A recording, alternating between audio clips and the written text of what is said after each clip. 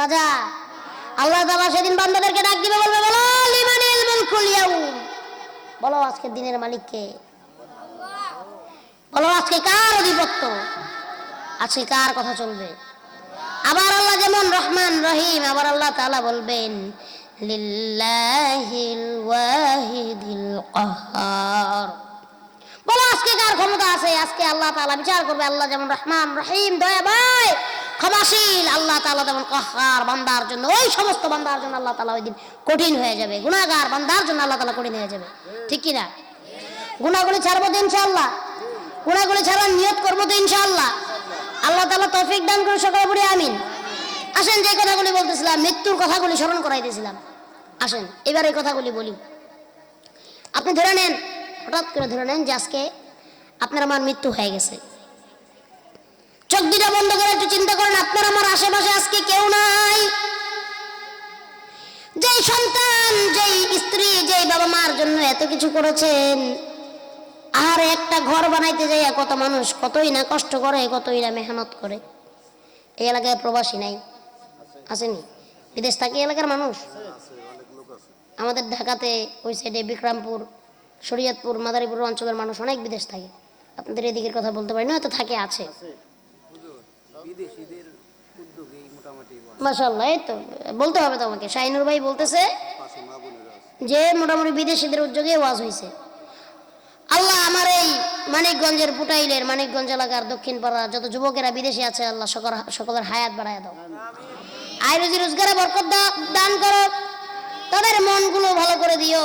অসুস্থ হলে বিদেশিরা আবারও কষ্টে পড়ে যায়। এখানে তো অনেকের সন্তান বিদেশে আছে, আসেনি? কাদের কাদের ভাই সন্তান বাবা বিদেশে আছে, একটু হাত উড়ান তো দেখি তো।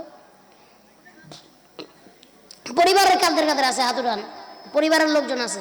মাশাআল্লাহ, অনেকের আছে, হাত নামান, দেখাইতে হবে না, বোঝা গেছে। অনেকের ছেলে মেয়ে বিদেশে আছে, আছে না নাই? আরে যখন মানুষ বিদেশে থাকে আর বিদেশের বাড়িতে অসুস্থ হয়ে যায়, আপনার কথা বলতেছেন, ডিস্টার্ব করতেছেন আমার, এই দেখেন এখান দিয়ে সবাই লড়াচড়া করতেছে। আমি কি ওয়াজ করবো বলেন তো, এমন বিরক্ত লাগতেছে খুব। আপনার বড়রা একটু ছোটদেরকে একটু চুপ করাই দিবেন। বিদেশের বাড়িতে যখন একটা প্রবাসী অসুস্থ হয়ে যায় আর যখন আশেপাশে কেউ না থাকে, তখন প্রবাসীরা বুঝতে পারে আহারে আজকে আমার কেউ নাই, আমার বাপ মা এক দেশে পড়ে আছে, আমি আরেক প্রান্তে পড়ে আছি, আমার চিকিৎসা করার মতো কেউ নাই, ডাক্তার দেখানোর মতো কেউ নাই, আমার যে জ্বর আসছে মাথায় একটু পানি দিবে এই লোকটাও নাই। একটা বিদেশি হলো একটা টাকার মেশিন হইয়া বাংলাদেশ থেকে যায়, আর লাশ হইয়া কফিনে হইয়া অনেক প্রবাসী বাংলাদেশে ফিরে। আল্লাহর কাছে দোয়া করি, আল্লাহ এইখানে যাদের ছেলে মেয়ে আত্মীয় স্বজন ফ্যামিলির লোকজন বিদেশে আছে, সকলকে সহি সালামতে আবার এই দেশে ফিরে আসার তৌফিক দিয়ে দিও। আর আমরা কি মনে করি জানেন, এই যে আপনারা আমরা মনে করি বিদেশে মনে হয় গাছ আছে টাকার, গাছগুলো ধরে গাছের ভিতরে টাকা ধরে থাকে, তারা মনে হয় ছিঁড়া ছিঁড়া বাংলাদেশে পাঠায় না। বিদেশে গেলে বুঝতে পারবো, যারা গেছেন জানেন। আমি গিয়েছি, দেখেছি, মালয়েশিয়াতে গিয়েছি, ইন্দোনেশিয়াতে গিয়েছি, ইন্ডিয়াতে গিয়েছি প্রোগ্রামের জন্য। কিন্তু বাঙালিরা আছে, ওরা কমিউনিটি। জাপানেও গিয়েছি, ওরা কমিউনিটিতে ওয়াচ করায় প্রতি বছর, অনেক বড় বড় হুজুরদেরকে নেয়। আমারও যাওয়ার অনেকবার সৌভাগ্য হয়েছে।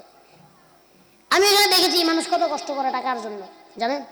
সৌদি আরবে মানুষ এই রোদ্রের ভিতরে 42 ডিগ্রি 45 ডিগ্রি রাস্তা রোদে অফিস ক্লিন করে, ইনডোর আউটডোর ক্লিনিং করে।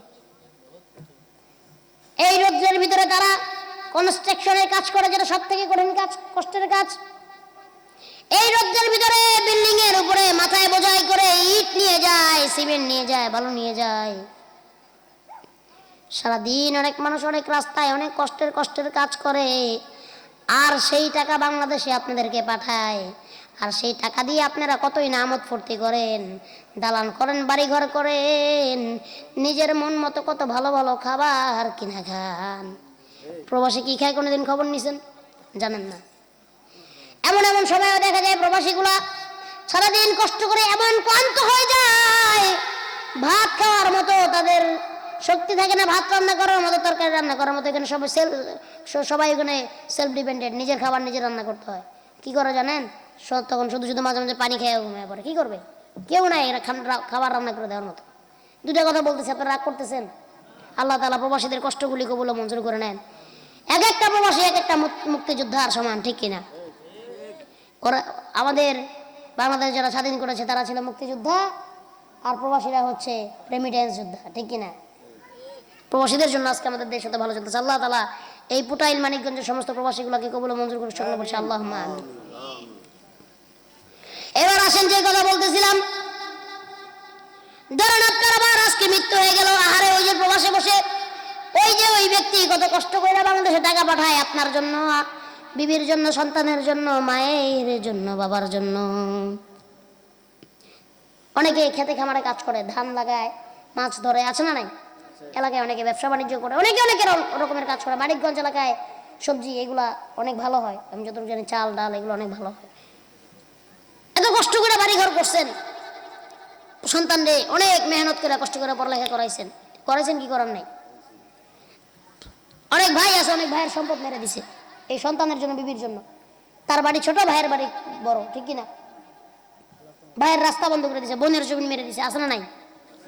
আপনার এলাকা মনে নাই? এত কিছু করলেন যে সন্তানের জন্য। আরে যখন আপনি মরে যাবেন একটু চিন্তা করে দেখেন, এত কষ্ট করে ঘর বানাইছেন, এত কষ্ট করে সন্তানগুলো লালন পালন করেছেন। আপনি যখন মারা যাবেন আপনার সন্তান বলবে আব্বা মরে গেছে, বেশি দেরি করা যাবে না, বেশি দেরি করো না, তাড়াতাড়ি মাটি দাও। হ্যাঁ, আব্বা করবে না, লাশ করবে, তোমার লাশটা তাড়াতাড়ি মাটি দিতে হবে, তাহলে গন্ধ আসবে এটা থেকে, এলাকার মানুষজন কি বলবে? তাড়াতাড়ি মাটি দাও, দেরি করো না। এত কষ্ট করে ঘর বানাইছেন, এত কষ্ট করে দুয়ার বানাইছেন, ওই সন্তান বলবে না আমার বাবারে একটা দিনের এই ঘরটার ভিতরে একটু রাখি, আমার বাবা এত কষ্ট করে ঘরটা বানাইছে, এই ঘরটা আমার বাবারে একটু ঘরটার ভিতরে থাকতে দেই। শুক্রবার দিন, জুমার দিন মনের পছন্দের মতো একটা পাঞ্জাবি পরেন নামাজ পড়ার জন্য, সন্তান এই কথা বলবে না আরে আমার বাবার এই পাঞ্জাবিটা বড় পছন্দ ছিল, শেষবারের মতো বাবারে পাঞ্জাবিটা পরতে দেই। শীতের দিন আসলে একটা চাদর গায়ে দিয়া ঘুরবেন, সন্তান একদিনও বলবে না আরে আমার বাবার তো চাদরটা বড় পছন্দ ছিল, আমার বাবারে শেষবারের মতো চাদরটা একবারে গায়ে দিতে দে। বিবিও ঘরের ভিতরে রাখতে দিবে না, সন্তানও রাখতে দিবে না, বলবে লাশ তাড়াতাড়ি গন্ধ হয়ে যাবে, মাটি দেন, তাড়াতাড়ি জানাজা পড়ান, তাড়াতাড়ি মাটি দেন। কার জন্য এত অর্থ সম্পদ দুনিয়াদারি করলেন, কার জন্য এত দয়া মায়া করলেন? সন্তান বলবে তাড়াতাড়ি মাটি দে, বিবি বলবে তাড়াতাড়ি মাটি দে। একটা জামাও পরতে দিবে না, পছন্দের জামা কাপড়ও দিবে না, শীতের জামাটাও দিবে না, ওই চাদরটাও আপনাকে দিবে না, ওই যে আপনার ওই কাফনের কাপড়, সাদা কাপড় কিনে আইনা আপনার এই কাপড়ের ভিতরে মোড়াইয়া ওই কবরের ভিতরে দাফন কইয়া দিবে। ওই কবরে যাবেন, কবরে আপনাকে প্রশ্ন করা হবে, যদি প্রশ্ন করে উত্তর দিতে পারেন তো ভালো, আপনার জন্য কিয়ামত পর্যন্ত আল্লাহ তাআলা জান্নাতের ব্যবস্থা করে রাখবেন। আর যদি প্রশ্নের উত্তরগুলো না দিতে পারেন, বিশ্বাস করেন যে সন্তানের জন্য আজকে দুনিয়াদারি করতে যাইয়া নামাজ পড়েন নাই, রোজা রাখেন নাই, যাকাত দেন নাই, হজ করেন নাই, ওই সন্তানগুলো আপনার কবরে যাইয়া আপনার প্রশ্নের উত্তর দিবে না, ওই বিবি আপনার কবরে যাইয়া আপনার প্রশ্নের উত্তর দিবে না। এত কষ্ট, এত কষ্ট, এত বেদনা, আরে যখন প্রশ্নের উত্তর না দিতে পারবেন আপনার কবরের আযাব শুরু হয়ে যাবে, আপনার রূহের আযাব শুরু হয়ে যাবে। ফেরেশতারা আপনারে আগুনের শিকল পরাবে, এমন শিকল পরাবে যে শিকল পরানোর কারণে আপনার হাত পা থেকে শুরু করে আপনার পুরো শরীরটা মোমের মতো গলে যাবে। আপনি জানেন মৃত্যু কয়বার? একবার মৃত্যু। কয়বার মৃত্যু? একবার মৃত্যু, আর কোনোদিন মৃত্যু নয়। অনন্ত জীবনের জন্য আপনাকে আমাকে আল্লাহ তাআলা জীবিত রাখবেন, জাহান্নামে ফেলে দিবেন, এই রক্ত মাংস চামড়া আবার বানাবেন, আবার ফেলে দিবেন, আবার উঠাবেন। শুধু তাই না, কবরের ভিতরে ফেরেশতাদের আযাবের গুরজু দিয়ে রাখছে আল্লাহ তাআলা আযাব দেওয়ার জন্য, এমন কাঁটাওয়ালা বড় লাঠি। এটা দিয়ে যখন আপনাকে আমাকে একবার বাড়ি দিবে, একটু কবরের চিন্তা করেন, মনটাকে একটু নরম করেন, জাহান্নামের চিন্তাটা একটু করেন, মনটা একটু নরম করে চিন্তা করেন। এমন ভাবে বাড়ি দিবে আপনার আমার বাড়ি লাগার পরে শরীরের অঙ্গগুলা বিচ্ছিন্ন হয়ে যাবে, বাড়ির সাথে সাথে আপনার আমার শরীরে এক জায়গা থেকে এক জায়গায় চলে যাবে, থেতলে যাবে। কবরের দিক থেকে দুই পাশের মাটি আপনাকে আমাকে এমন ভাবে চাপ দিয়ে ধরবে, আরে কি কষ্ট! বুকের সিনার এক পাঁজরের হাড্ডিগুলো আর এক পাঁজরের ভিতরে ঢুকে যাবে। আপনি আমি হাউমাউ করে চিৎকার করব, কান্না করব, আল্লাহর কাছে মাফ চাইবেও, কিন্তু ওই দিন আপনার আমার কথা শোনার জন্য আর কেউ থাকবে না, আপনার আমার সুপারিশ করার জন্য আর কেউ থাকবে না। কবর আযাব সহ্য করতে পারবেন? এখন আমরা মুখে বলে আরে মরলে দেখা যাবে, বললে কি দেখবা তুমি? তুমি দেখার মতো তোমার অবস্থা থাকবে না। কবর আযাব আমরা সহ্য করতে পারবো? কবরের আযাব কত কঠিন, সইতে আমি পারিব না। মৃত্যুর যন্ত্রণা কত কঠিন, সইতে আমি পারিব না। ও গো দয়াময় হে রহিম, চাই যে তোমার শুধু করুণা। কবরের আযাব কত কঠিন, সইতে আমি পারিব না। মৃত্যুর যন্ত্রণা কত কঠিন, সইতে আমি পারিব না। ঠিক না?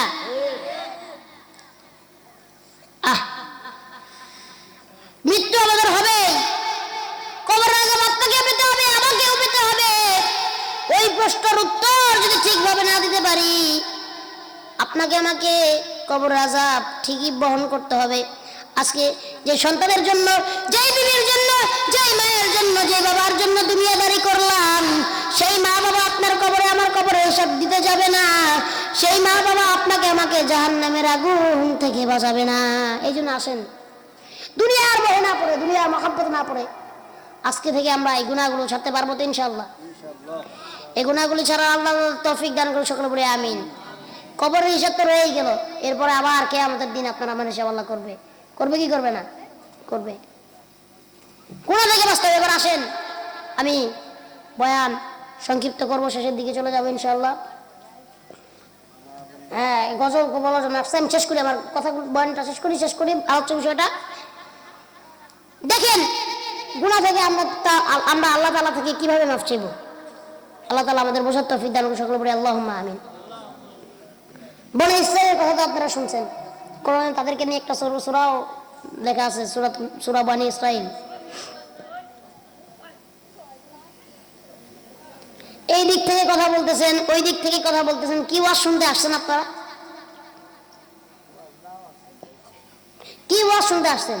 এমন বিরক্ত যদি আপনারা আমাকে করেন, ওয়াজ শুনবেন তো মনোযোগ দিয়ে শুনবেন, এমন উঠা বসা করবেন, বারবার কথা বলবেন, আমিও তো ডিস্ট্রাক্ট হয়ে যাই, আমার তো মন মানসিকতা অন্যদিকে চলে যায়।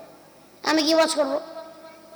আমি তো আপনাদেরকে শুরুতেই বলেছি, আমি এর থেকে অনেক বড় বড় ময়দানে কথা বলি, যত সময় কথা বলি, একটা মানুষ আওয়াজ করেন, অথচ এখানে আপনারা বারবার বিশৃঙ্খলা করতেছেন। কোথায় পাশে তো মা বোনরা আছে, ওনাদের তো একটা শব্দ আসে না ওই দিক থেকে।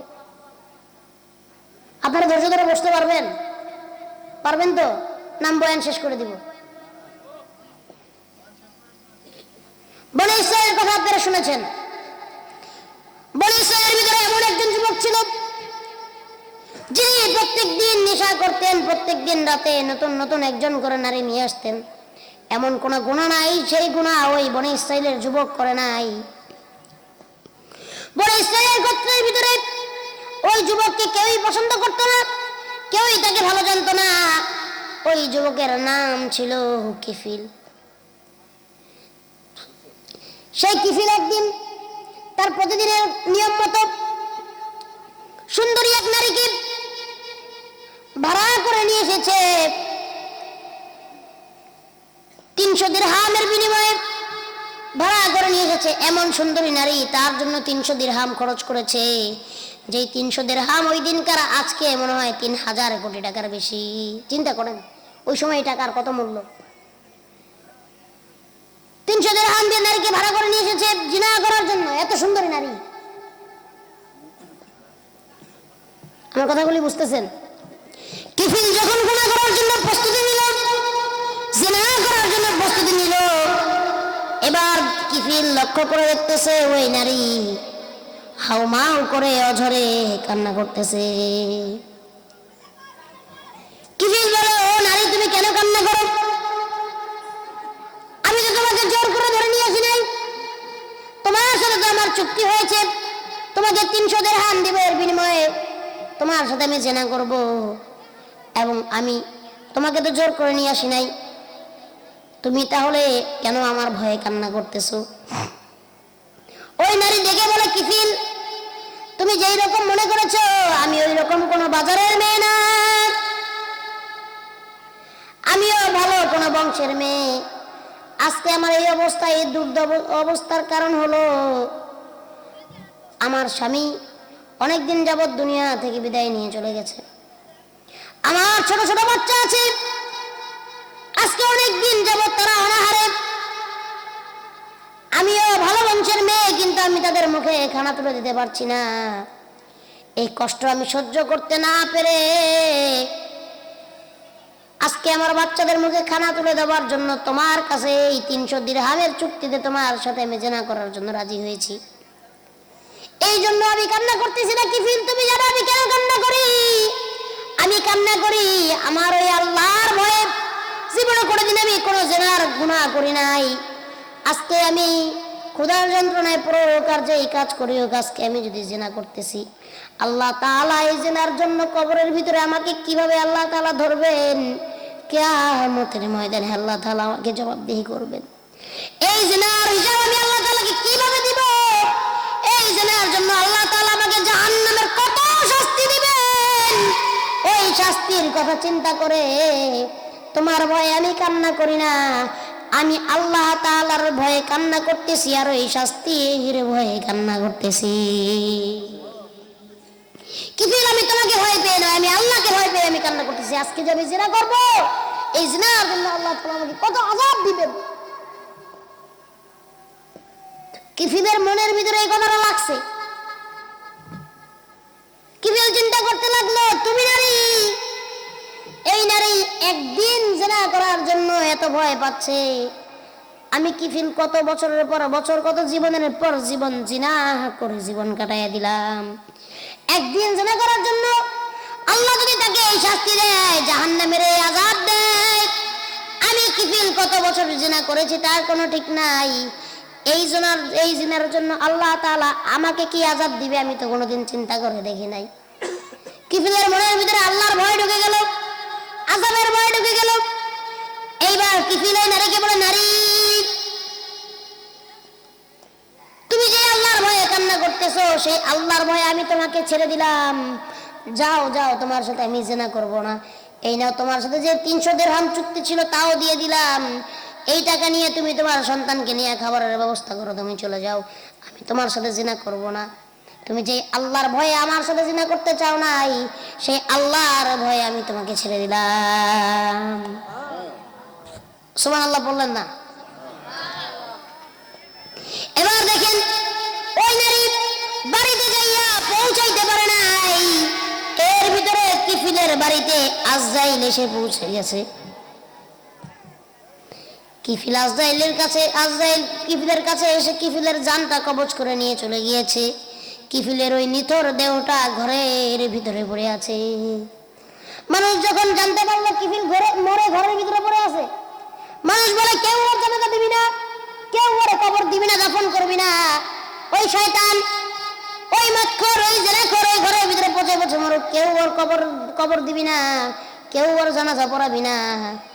এই রাত্র সারা রাত্র কিফিল ঘরের ভিতরে পড়ে রইল।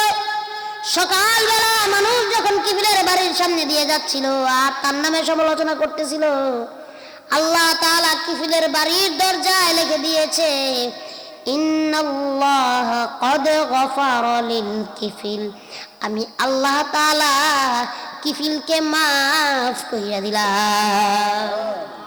কিফিল জান্নাতি, আমি আল্লাহ তাআলা কিফিলকে মাফ করে দিলাম। লোকগুলো দেখে অবাক হয়ে গেল। সারা বছর বইরা মদ খাইলো, সারা জীবন বইরা জিনা করলো, আল্লাহ তাআলা কিফিলকে কেমনে মাফ করে দিল? এবার লোকেরা কিফিলের লাশটাকে ঘর থেকে বের করে জানাজা পড়ে দাফন করেছে। আল্লাহ তাআলা বলে, জানো বান্দা, কেন কিফিলকে মাফ করেছি? কিফিলের ঘরের সামনে যখন আজরাইল আইসা পড়ছে, কিফিলের সামনে যখন আজরাইল আইসা পড়ছে, কিফিল ডাইন দিকে তাকাইছে, দেখছে কেউ নাই, আশেপাশে কেউ নাই, আজকে থেকে কে বাঁচাবে? বাম দিকে তাকাইছে, দেখছে কেউ নাই, নিচের দিকে তাকাইছে, দেখছে কেউ নাই, উপর দিকে তাকাইছে, দেখছে কেউ নাই। আসমানের দিকে তাকাইয়া কিফিল আল্লাহরে বলে, আল্লাহ আমি আজকে এই সময় আমি কাউকে পাশে পাচ্ছি না আল্লাহ, আমি জানি আপনি ছাড়া মাফ করনেওয়ালা কেউ নাই। আল্লাহ আমার তো মৃত্যুর সময় হয়ে গিয়েছে, হো আল্লাহ। সবাই একটু আল্লাহরে ডাক দেন তো একবার, আল্লাহ বলে। আরেকবার বললেন আল্লাহ।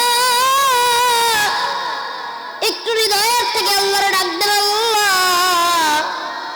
কিফিলে যখন বলছে আল্লাহ আমার ডানেও কেউ নাই, বামেও কেউ নাই, আগেও কেউ নাই, পিছেও কেউ নাই, হায় আল্লাহ আমি কিফিল তোমার দিকে তাকাইলাম, তুমি তো তোমার দরবার থেকে কাউকে ফেরত দিয়ে দাও না। আয় আল্লাহ তুমি আমাকে মাফ কইরা দাও। আল্লাহ বলে কিফিলের এই তওবাটা আমার কাছে বড় পছন্দ হয়েছে। কিফিল যখন দেখছে ডানে কেউ নাই, বামেও কেউ নাই, আগেও কেউ নাই, পিছেও কেউ নাই, কিফিল উপর দিকে তাকাইয়া যখন আমার কাছে মাফ চাইছে, কিফিলের তওবা আমি আল্লাহর কাছে বড় পছন্দ হয়েছে। আর আমি আল্লাহ তাআলা পছন্দ কইরা কিফিলকে ঘোষণা করে দিয়া দিলাম, ইন্নাল্লাহা ক্বাদ গফারা লিল কিফিল, আমি আল্লাহ তাআলা কিফিলকে মাফ কইরা দিলাম। আরো জোরে বলেন সুবহানাল্লাহ। কিফিলের থেকে আপনার আমার গুনাহ কিন্তু বেশি না, বেশি নেই। কিফিলের থেকে আপনার আমার গুনাহ বেশি না। আল্লাহ যদি কিফিলকে মাফ করতে পারে, আপনার আমারে মাফ করতে পারে কি পারে না? আরো জোরে বলেন, পারে কি পারে না? এই জন্য আজকে ওই আল্লাহর দিকে তাকাইয়া অসহায়ের মতো, ভিক্ষুকের মতো আল্লাহর দরবারে হাত পাতবেন আর বলবেন, আল্লাহ জিন্দেগিতে অনেক গুনাহ করছি আল্লাহ, আমি জানি আল্লাহ মাফ, তুমি ছাড়া মাফ করার কেউ নাই, তুমি ছাড়া ক্ষমা করার কেউ নাই। আল্লাহর কাছে চোখের দুইটা মোটা পানি ছেড়ে মনোযোগে কান্না করবেন আর বলবেন, আল্লাহ তুমি আমারে মাফ করে দাও। বান্দা যখন চোখের পানি ফালাইয়া আল্লাহর কাছে মাফ চায়, আল্লাহ বলে ওই সমস্ত বান্দাগুলারে আমি আল্লাহ খুশি হইয়া মাফ কইরা দেই। সুবহানাল্লাহ বললেন না? মাফ চাইতে পারবো তো ইনশাআল্লাহ? আর যারা বলেন পারবো তো ইনশাআল্লাহ? দেখেন আমাদের হিসাব শুধু কবরে নেওয়াই হবে না, আমাদের আরো এক জায়গায় হিসাব বাকি থাকবে। সেই জায়গার নাম হচ্ছে হাসরের দিন, কিয়ামতের দিন, ঠিক কিনা? এই জন্য আল্লাহ তাআলা ঘোষণা দেন, فَأَمَّا مَنْ ثَقُلَتْ مَوَازِينُهُ فَهُوَ فِي عِيشَةٍ رَاضِيَةٍ। আল্লাহ তাআলা বলতেছেন যে